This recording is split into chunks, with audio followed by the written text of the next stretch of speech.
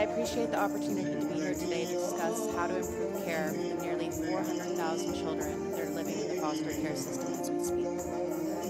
While my experience was not through the foster care system, I know from personal experience the harm that is caused by being placed in youth residential treatment facilities. When I was 16 years old, I was ripped from my bed in the middle of the night and transported across state lines to the first of 4 youth residential treatment facilities. These programs promised healing, growth, and support, but instead did not allow me to speak, move freely, or even look out a window for 2 years. I was force-fed medications and sexually abused by the staff. I was violently restrained and dragged down hallways, stripped naked, and thrown into solitary confinement. My parents were completely deceived, lied to, and manipulated by this for-profit industry about the inhumane treatment I was experiencing. So, can you only imagine the experience for youth who are placed by the state and don't have people regularly checking in on them?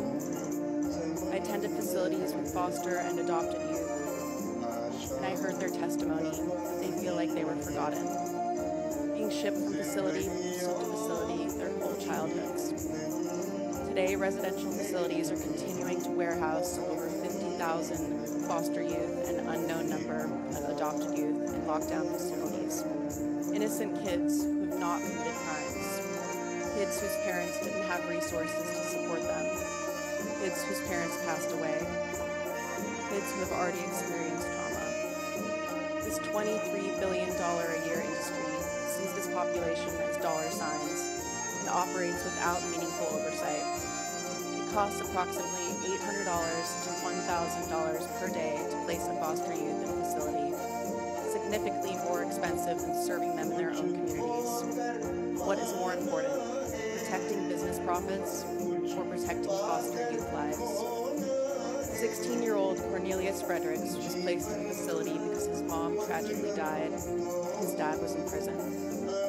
His life ended after being tackled and violently restrained by 8 staff members for nearly 10 minutes after innocently throwing a sandwich in the cafeteria. They killed him on the floor of the lunchroom in front of dozens of other children.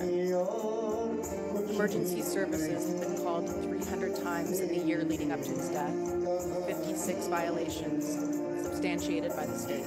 The state could have prevented this. Josiane Terry's life ended at just 7 years old.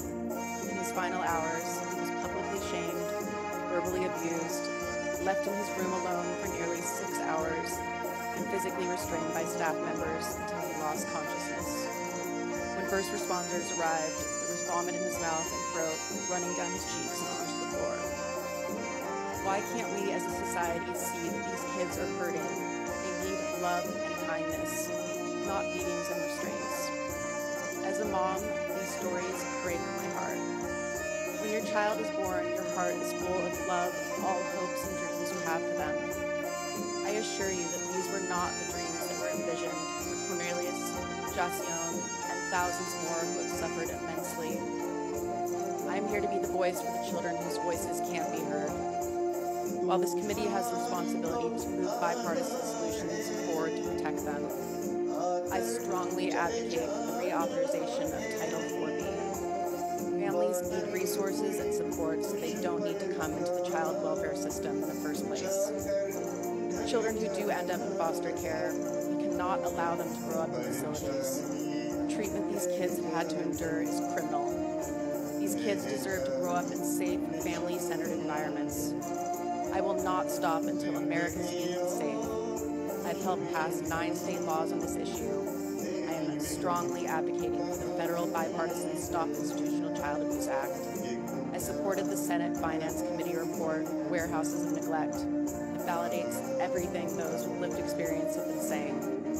And I recently went to Jamaica to support and find appropriate placements for American adopted youth who've been raped, waterboarded with a hose, and held in solitary confinement in a facility internationally. Their parents had adopted them when they were young, promised them a better life, and then shipped them off to an international facility to be warehoused there until they turned 18. How could we let this happen to them? Progress isn't an option anymore. It's a life or death responsibility. you are a child of the system, hear my words. I see you. I believe you. I know what you're going through, and I won't give up on you. You are important. Your future is important, and you deserve every opportunity to be safe and supported. Congress, please join me in creating a world where all children have a right to family, love, education, and the support they need. Thank you for your time.